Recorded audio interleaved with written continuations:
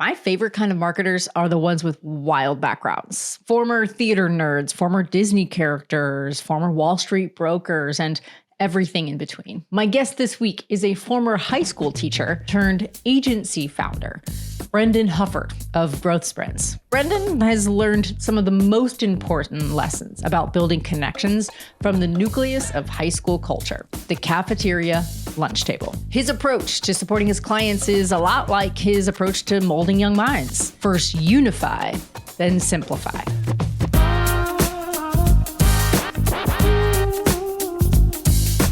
Connected brand. We just have a good time and we start cold and weird and awkward like this. It's cold open. It starts with Jim in the office just looking at the camera. Just like a When I was a high school teacher, I got really inspired by that show, and I would do all sorts of pranks on people. But it would be like long pranks, so I would actually forget that they had happened. I put my signature. We didn't have department chairs at the high school I worked at, so I put in my signature of all my emails, social studies department chair. And 6 months later, I got called down to the principal's office, which is just as scary, even if you're a teacher, to get called down. It never goes away. And my boss goes, without missing a beat, she goes, as the social studies department chair, what do you think about this? And I was like, oh, that's so funny. I just made that happen. I also took a label maker and started labeling like tons of stuff throughout the school, like property of the social studies department. Yeah. I took one of my colleagues' desks and I turned it around. I put all of her stuff back on it perfectly, but I had turned it backwards. And I had forgot that I had done that until the next morning. I just heard a loud bang. And she had gotten in her chair and gone to scoot into her desk and just slammed her knees into it. Oh, the bruises. Oh, it was so bad. It was stuff like that where it was just mischief. When you work in a high school, you got to have fun. Absolutely. Well, as one prankster to another, I love those pranks. I think they're fantastic. And I also just love your vibe. I love all the work that you're doing and all the things that you're doing. First off, let's introduce you. Let's tell folks a little bit more about Brendan Hufford and what you do for fun and for not fun. Everything in between. Look, frankly, this is all fun. It's a hard thing explaining to my wife, she's like, well, you like what you do, so it's not really work. And I'm like, wow, hold on.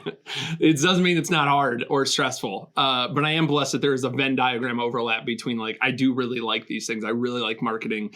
I really like software. My professional work right now is helping companies scale from 10 to 100 million in revenue through short, focused marketing sprints. That's the value prop of growth sprints in a nutshell. What I do for fun very much comes from that teaching background. And I was just into fitness. I was building all these little side businesses and all this other stuff. Most of what I do for fun now is coach my kids' sports teams, hang out with my kids. And I've really started to enjoy CrossFit. Not because CrossFit's the opposite of Fight Club, right? The first rule of CrossFit is tell everybody. So you have to tell CrossFit. Everybody about it, just like the first rule of being a vegan. Yeah, it's the first and second rule, right? But I really enjoy it. I like doing challenging things with other people. I did Brazilian Jiu-Jitsu for a long time, and that I'm learning so much on this call, by the way. Yeah, sorry. I love that, right? It's super fun to try to choke your friends unconscious, but after a while, there's only so much your body can take. And when you are training with 20-year-olds who don't realize you have to be able to go to work tomorrow and function, and they want to tear your ACL every day, eventually you're pass. And I might go back to that at some point in the future. It just doesn't make sense for me right now. But I really enjoy CrossFit because it's just a very strenuous, challenging thing with a group of other people. I realized that was the thing I missed most about jiu-jitsu. Wasn't the training aspect or the fighting aspect, although those are super fun. But it was more of just the camaraderie. It was that garbage time, that before time, and especially that after time when you are just physically exhausted and you just have like small conversations about life. Yeah. That's what I really missed. And I get that through CrossFit now. It's so funny because the terminology that you use to describe CrossFit and jujitsu is very much the feeling of scaling from 10 million to 100 million. It's excruciating. It's painful, Yeah. but it's also the camaraderie. It's also the journey and the experience. The pain is actually what makes it so enjoyable ultimately in the long run because you've overcome so much of that pain. I have to imagine there's a connection between the two of like you helping businesses work through that pain and you yourself work through that pain recreationally. You know, I love remote culture. I love like this is an actual office. It looks exactly like the old bedroom that I was in my house, which my 10-year-old took over. But like, so this is an actual office. I get to leave the house. I love that. I like having a small commute and everything. I really miss being in office. I don't miss the commute, but if I lived close to an office building, I would love to go into an office every day and just be around other humans. I really, really miss that. I got to, when I was in-house at Active Campaign for of the whatever year and a half that I was there, 2 years, we get to go in office for a couple months in between COVID outbreaks. And that was the best. That was some of the most fun that I've ever had. Now, it helped that I had really great coworkers, like really fun people to work with. But I thought about that recently where I was just like, I really miss like doing like it is to your point, like the exact same thing. Like we're all working on something really hard, but it's scrappy and we're there together and you feel like you don't want to let your friends down and like that. Like I like that personally. Yeah. Well, I do too. I mean, that's my sweet spot. And that's where I've been for the last, 10 years of my career is helping businesses in that phase of scale because it's fun. You get to be scrappy. You build a lot of resilience, but you also build a lot of really close relationships in the pursuit of building a brand experience that you're really, really proud of. Yeah. And frankly, that post 100 million mark, even though like when I was at Active Campaign, we were already there.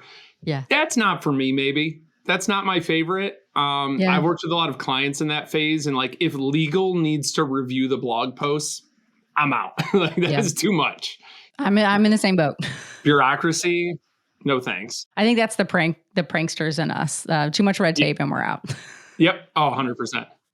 Well, I mean, Connected Brand has taken on so many different permutations and iterations with all the different folks we've talked to throughout the first season.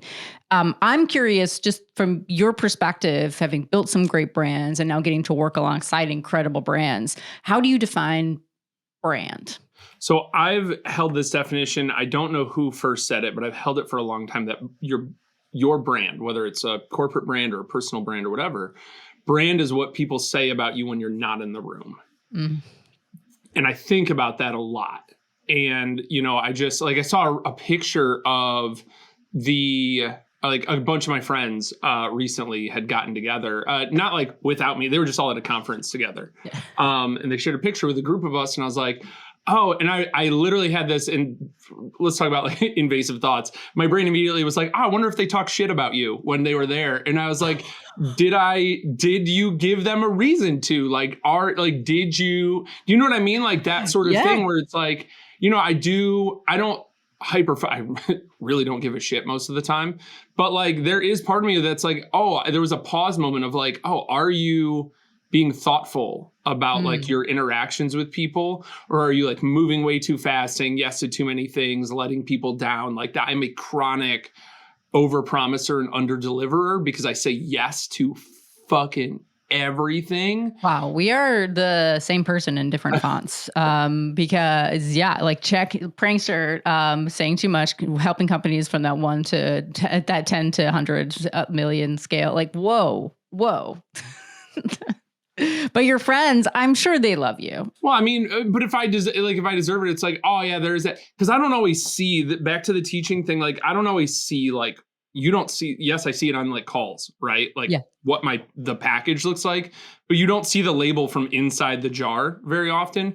And I remember when I was teaching, one of my favorite students I ever had, I had them like for a couple different classes over a series of years, and they kind of confided in me as they were about to graduate. Like, I was really intimidated by you when I first met you. And I was like, why? And they're like, look at you. Like, I'm 6'1", 250, very beardy, and like very loud. and extroverted in spaces and stuff. Mm. So and I was like, I had no idea that anybody could ever perceive me as being intimidating. Mm. And I've noticed the same when I'm like coaching teams with my kids, and probably even in my work, where some people are like, that's too much. Like that's too much. So like it's one of those things where it's like, I'm not manipulating anything, but I am trying to be a little bit more thoughtful, about the way I move in the world. And I think to the point of like, even like let's call it like a company brand or a corporate brand, like being thoughtful about those sorts of things. Like, are we doing things? And I think this happens a lot with marketing. We don't realize what else is happening in the company. We're working so hard to do all these things, like have people say positive things about us when we're not around. And other people in the company, while they are doing things that maybe benefit the company or they think benefit the company, are absolutely destroying that trust in that brand. And if we're not aware of it, then that hurts a lot of what we do. But I think you just hit the nail on the head, right? So it's the things that people are saying about you when you're not in the room. And ultimately what you're aspiring to do is not for them to say superficial things about, surface level things. They're like, oh yeah, he's a nice guy, generic things, right? Yeah. It's the level of trust that you're trying to achieve such that people are saying things with depth, with clarity, with the same level of intentionality that you're navigating your life with as well too. Yeah, absolutely. You want people that, I use this analogy of like we sit at the same lunch table all the time. Yeah. And I think that's the right way to think about it. I want people to I want the people that I want to attract and the people I want to work with and the people that I want to, that you would want as customers. You want them to feel like, oh, they sit at my lunch table, right? Like we're friends. They're a trusted, advisor, partner, whatever. So simple. The cool kids table too. It's very much like communal, right? Like you're creating a warm, inviting, safe space for folks to naturally just gravitate towards, both you as a person, but also companies. This is what you're doing to help companies architect that same lever of what at Lubentide we'd call it invitational, this invitational practice where everybody and anybody is invited. Just come in, the vibes are really good. And if there is a commercial relationship to be had here, then let's pursue it. If not, we just all had a really good time and we got to connect with each other in a really meaningful way. Whenever I onboard new clients, I always ask them, like, as a matter of personal taste, because I have this belief that the best marketers stay at companies when they have impact and when they are making things they like, right? And those two things kind of have to happen. If you're having a ton of impact, but you think the work you're doing is garbage, then you might not stay very long. Yep. Or if you love the stuff, but it's not having a ton of impact, then you might not stay very long. So in that, I think when I onboard new clients with growth sprints, I always ask, what do you like?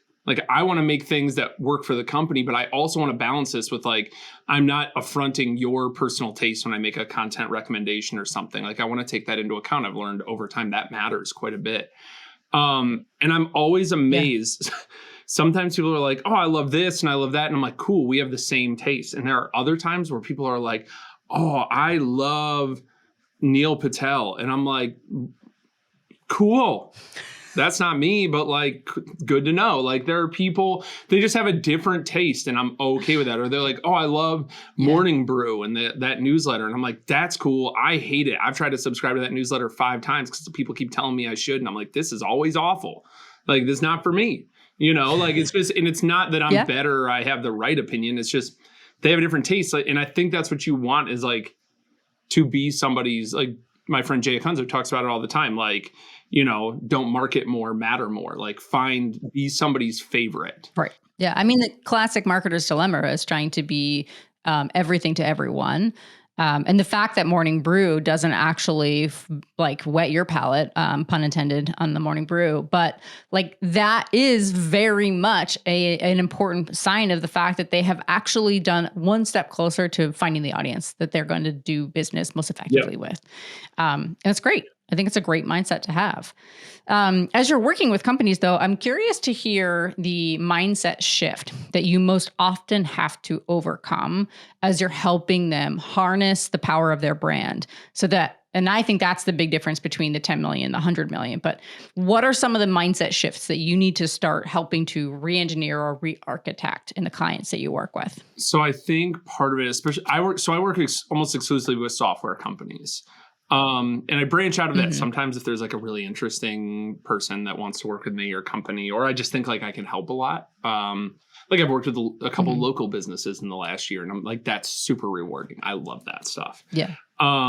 But one of the biggest things that I have to overcome with them is channel strategy, where the channel strategy becomes like the company strategy. So it's like, all right, our content for SEO is keyword research, and it's this, and it's the same way we've done SEO for the last 10 years, and that lives there. Then social media lives here, and then email lives here, and they don't talk to each other. Like there's no umbrella of like, here's what we're doing from a campaign perspective or whatever.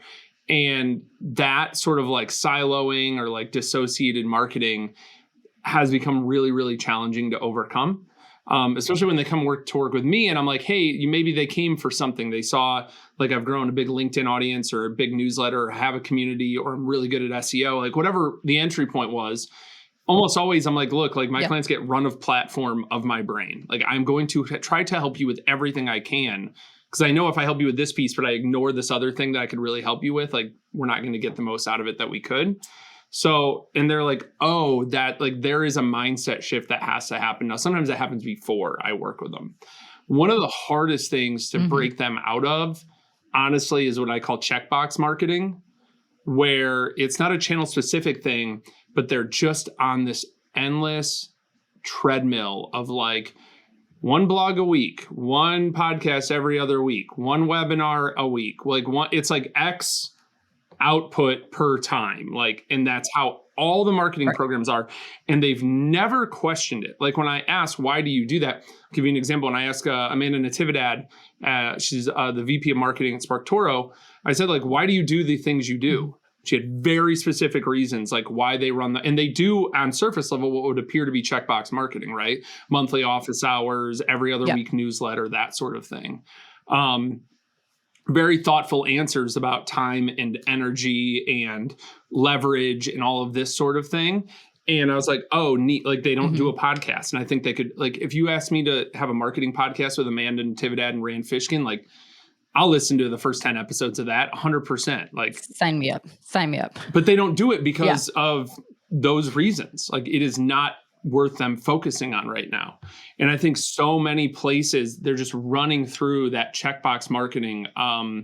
That's probably the biggest mindset shift. The second one is just unreasonable expectations. I'll give you an example. A friend of mine recently reached out to me. They work at a big company, 150 million plus in revenue. They're launching a podcast. They sent me the trailer for the first episode and it looks amazing. And they're like, our goal is 10,000 downloads for the first episode. And I was like, cool, what's that look like? They're like, well, I'm just trying to ask people to share it. And I was like, wait, your boss told you. And it literally, when I asked like why, it was like, oh, that's what the top like 0.1% of podcasts, that's how many downloads they get on first episodes. And we want to be the top 0.1% of podcasts. So we're going to do that. Oof. And I was like, well, okay. But like, you're not Barack Obama and like on Spotify, and Spotify's going to put you on the homepage for, 6 months or something. Like that's not right. You're not going to get that. And it really frustrated me that like they were willing to put so much money into production and so little into promotion and things like that. Like there are a lot of those types of things where it's like I've been thinking a lot about this like production versus promotion thing, where a lot of companies think like if it's good enough, it'll just. And I believe in that. Like John Bonini talks a lot about like good content gets found. Right. But there's some companies that historically have put so much into production and then they never promote it. They will spend $100,000 on a marketing campaign to make a show. Basically, they make like a 6-episode TV show and then they tweet about it twice and send 2 emails. And you're like, yeah, that's wild. Yeah. Totally. I mean, so those two things that you find most often happen is the conveyor belt, if you will, the checklist process of just doing the what and the how, but forgetting the why. And then two, also forgetting about the groundswell that you need to develop if you are going to build something really meaningful. Classic, right? Marketing, promotion, PR, like the type of groundswell that you need to build to start building a followership. And I do agree that like good content will get found, but the best content actually has orchestration behind it so that it has the highest likelihood and chance of being found. And that's where I think brands have a really hard time with trying to scale the work that they're doing, is because they think that they're going to be like a TikTok that just suddenly goes viral. But unfortunately, brands have drag because they're brands and they're not just someone just being really vulnerable and open and fun and hilarious, or I don't know, kind or something like that out there in the wild. And so brands have to resist that drag and compensate for it with the content that they're creating by having that right orchestration for their promotion and distribution. I agree. And I think that the other thing, if we're talking about mindset shifts, there are some people with the best of intentions that are very like programmatic and integrated. And they're like, here's the Asana checklist for the launch and all the Trello boards and everything. And I think that's fine. And they're like, look, we're not doing production, we're doing promotion. But the problem is there's no like soul to it. And this is where we get into brand of like, do you actually have an opinion? Like, holy shit, we don't need another like B2B career interview podcast. Like we just don't need that. There has to be some sort of premise development. Like unlike every other show that does the same thing, we do this differently. And like I've been on those recently, and then afterwards they're like hounding you like, oh, can you interact with this other guest posted about their episode? Can you interact with that? Can you share this? Can you comment on this? Can you do this other thing? Can you email your audience? Can you share it in your community? And it's like, look, if you make me bring the community and the content, like I'm out. There was no upside for me. Too much heavy lifting. And they're like, oh, we'll send you some clips. Like, motherfucker, I can make my own clips. Do you see this? Do you see how I'm talking to you right now? Like, I don't need you to ask me stupid questions so that I can get some clips. Like sorry, I'm like really high. I'm like I've had a lot of coffee today. I'm really over caffeinated, but like, you know what I mean? Like you don't need that sort of stuff. And like, you're not offering any value to the person in there. Exactly. It's transactional, right? It's just, what can I get from you and what can I do to help use your platform to help further my platform? And that I think is where folks like misunderstand the concept of a brand versus a connected brand, right? Like a connected brand is not here trying to have just a single direction type of transactional relationship. A connected brand actually understands all of the interworking pieces that help uplift and promote the individual, the community, the customer, your team. Who's doing that really well right now, in your opinion? So I mentioned SparkToro. I think they do it really, really well for a lot of reasons. Another one is Novatic. Natalie Marcotulio leads the marketing team over there. And they just launched a thing called like Novatic Fanatics, which is a really silly name, but it was all over. And it's literally just like celebrating their customers of like, hey, we have an internal leaderboard of the people that use our product best. And you're one of the ones that use it best. I've forever been obsessed with like ClickFunnels. They are super cringy, but they do a really good job of like those types of things. Like there are so many people that they gave out these like 2 Comma Club awards, which I think is like very aspirational. But when you sell $1 million worth of stuff using their product, they send you a plaque that goes on your wall. And so many people have those in the background of their videos and stuff. It's like, it's a virtue signal basically, but like people are very proud of that. They want to display it. Yeah. The same thing with like Novatic Fanatics, where they're like, people are proud to display those badges. They want to share them on LinkedIn. They want to keep doing well. They want to innovate with the product and get more out of it. Like, I like that sort of stuff where it's like, how do we celebrate our customers? How do we build a sense of community? And what I mean by this, I separate community and audience very strictly. Like audience is like, we help you, and community is like, I'm just here in the background, and like, it's like a dinner party. I'm just introducing you all, and then I'm fading into the background. I don't This is not a marketing type of thing. Exactly. You're a host. You're just facilitating a party and you're a host. Yep. But imagine like all your best customers are now talking to each other about how they use the product and what they're doing and all this other stuff. They're getting better just by like chatting with each other. They now have relationships with each other. Sure, it's going to have business outcomes. It's probably impossible to track like how sticky that is. How does it reduce churn? All of those things. But like we know it does. And if you say it doesn't, like that's just silly. Yeah. What I think has the common through line between all of the brands that you say you admire right now because of the work that they're doing to build connected brands, it's that they've actually stepped out from within. I love that saying you just said earlier about the you know what it feels like from the inside, but the label could be something different. They've actually stepped outside of the jar and they've taken a look at the label. They actually have gotten feedback from others to say, hey, what do you think? Like, what do you think's in there? What do you think about that label? And they're using that information to help architect the secret sauce that is the quality of the substance from within. And I love that approach. And too often marketers are stuck from the inside marketing out. And I think that's where really good marketing goes to die, personally. Yeah, because you end up doing a bunch of, tactics that maybe have business outcomes, but are not thoughtful of like the humans on the receiving end. You're marketing at people and not actually caring like whether they like that or not. Yeah. Or with them. Or it's misaligned incentives. You see this a lot with companies that like take on, you see this a lot with brands that take on a lot of like sponsors. And then pretty soon you're like, oh, all of your LinkedIn posts are about your sponsors and all of your podcast interviews are interviewing your sponsors and all your emails are about sponsors and like, cool, secure the bag. But I'm out. Like, I'm not just listening to you make money. Like there has to be some value for me as a customer or whatever. Well, that also just fundamentally dilutes the brand because if your brand is just an amalgamation of other brands and their values as well too, you just suddenly get lost in all the noise of what you're trying to say and what you're trying to do. Yeah, or you pursue something where it's like, oh, we generated 200 meetings this month through outbound. Like, that's amazing. Great. You're like, well, we also sent 400,000 emails. And a lot of people hate us. Because it was really crappy outbound and we weren't thoughtful and we did it this wrong way. Or like, oh, we did all this AI, SEO, programmatic content. And then it's like, oh, we were talking before, like the risk of some of these things is so high where it's like these things could really hurt your brand because you're not thinking about how it actually connects to stuff. You're just looking at like treating it like a funnel of like, this much in gets me this much out. It's just unit economics. And to your point, it's just transactional marketing. Yeah. I mean, growth at all costs, right? We've seen the cost of growth at all costs.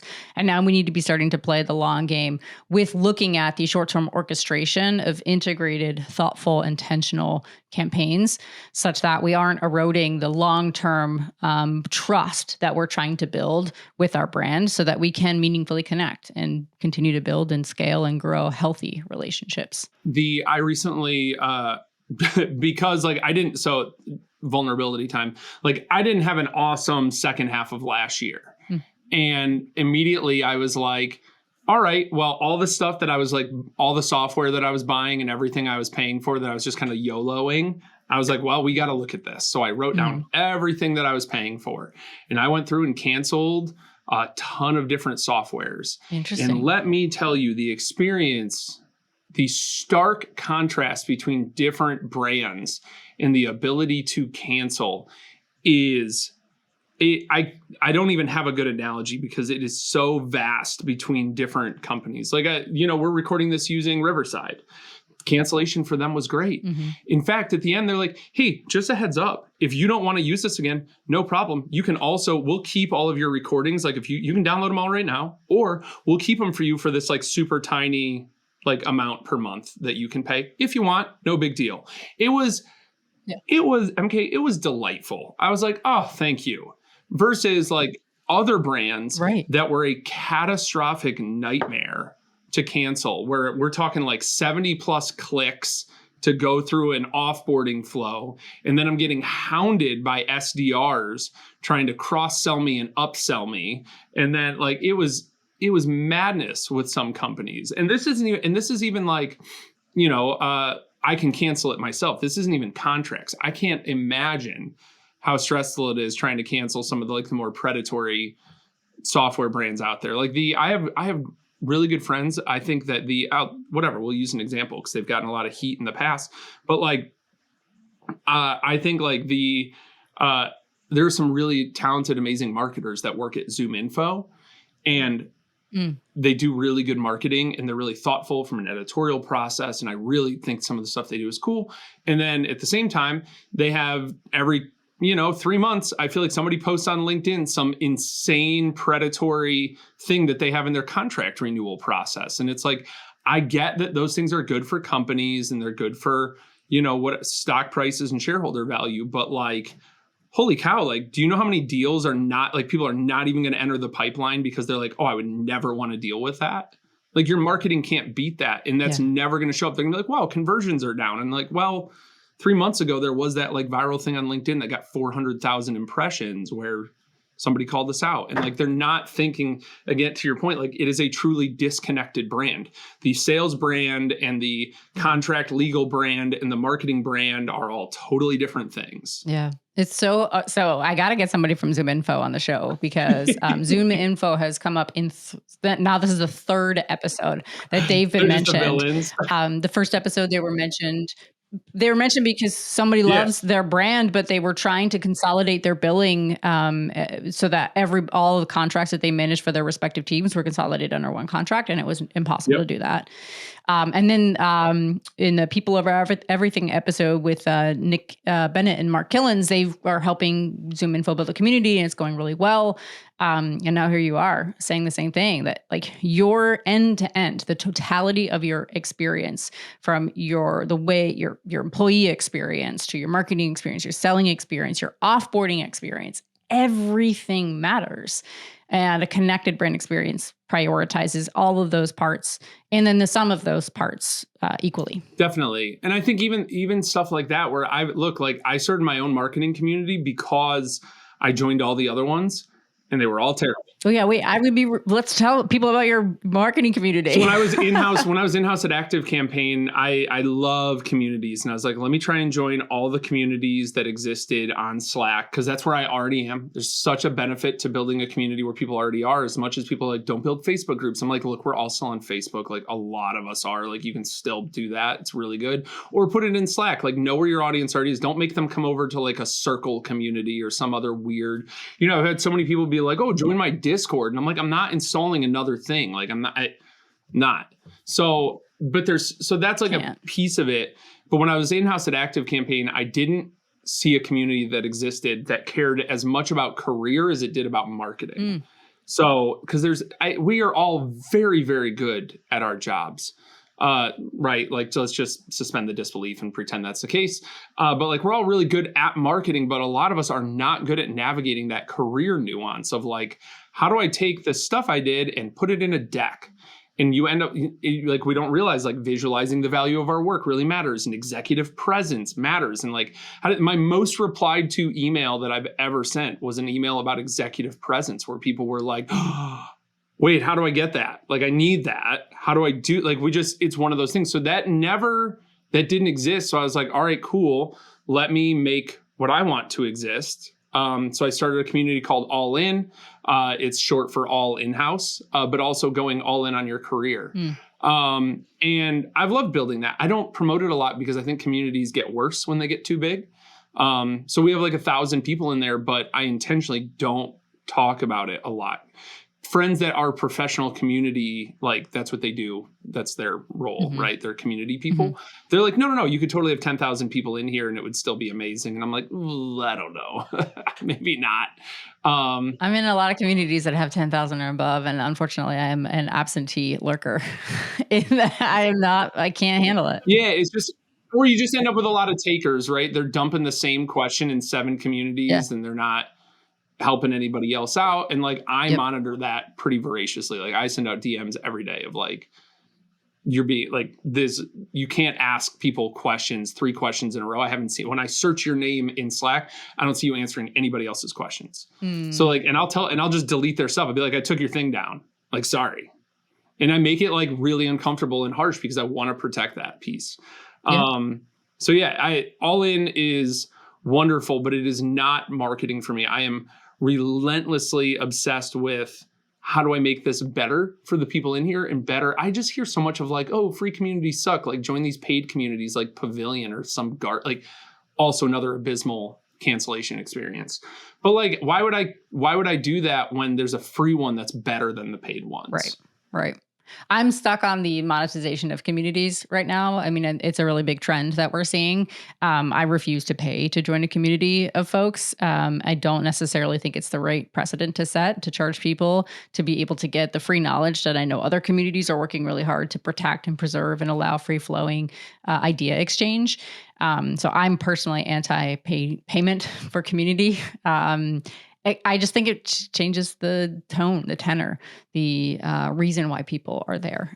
Totally. So yeah, it is, and it does change. Yeah, because all of a sudden it can become like, and I think there's a lot of reasons maybe to pay for things, but I think if your only reason for payment is to keep people out or to like do stuff like that, then I'm not a huge fan. But like I said, I've paid for Reforge and Exit 5 and Pavilion and all of these different things, and I think that like it can be fine. But for me, like, it's again, like that sort of piece on the like connected brand. When you start a community, there's a lot of communities where like you have a well-meaning community manager, but every day it's like at channel, at here, promotion. Join our webinar, do this, water cooler, corny ass water cooler question, like all of that bullshit. And I'm just like, yo, we all see through this. And I'm not trying to call anybody out, but there are a couple community builders who I've seen hype up 3 or more communities, but they're not in there. Oh yeah, absolutely. And they're not helping, and those communities have all died, right? Like, it is what it is. I don't want to call anybody out, but like, whatever, if you're listening to this, like fill in, the 3 or 4 that I'm talking about that had like big Slack communities, and then you're like, oh, this is a absolute ghost town. Yep. I mean, they were at the right place at the right time, and then suddenly I personally think if we're on the same page about some of the communities that you're referencing here, they were at the right place at the right time and intercepted a need for a group of individuals that were lacking because of COVID. And then since a lot of the means for which that we can build community and we can idea transference, we can meet each other in person, go to events, like they just forgot to take care of the core, which was that people need to be able to access people and share thought leadership. Well, this has been an outstanding conversation. I expected no less. You are an outstanding human being. If folks want to get to spend time with you, if they want to learn from you, if they want to join All In, how do they find you? Yeah. So the best way I would say the best way to find me is to, I know this sounds silly, but Google my name, Brendan Hufford. You'll see it. Obviously, if you're listening to this, you can just copy and paste it into Google, or you can paste into LinkedIn. LinkedIn is like the hub for a lot of what I do. I have a newsletter and I have a community and I work with clients and all of these different things. I think that's probably the best place to, because I think like whether you want to join the community or you want to sign up for my newsletter or even you want to work with me, like you want to know how I think ahead of time. And I put a lot of work into sharing what I think on LinkedIn. It is like the entry point. And if you like that, if you're like, okay, cool, we sit at the same lunch table, maybe explore other things. And I intentionally add that friction. Do you know what I mean? Like I want there to be friction because I want it to be good enough that only the people who are like, yes, I'm all in, pun intended, they're the ones that pursue that. Fantastic. Also, sub-brand Lunch Table. I would definitely join Lunch Table. Watch, view, join whatever you want from Lunch Table, but I'm in. Thanks, MK. Thanks so much, Brendan.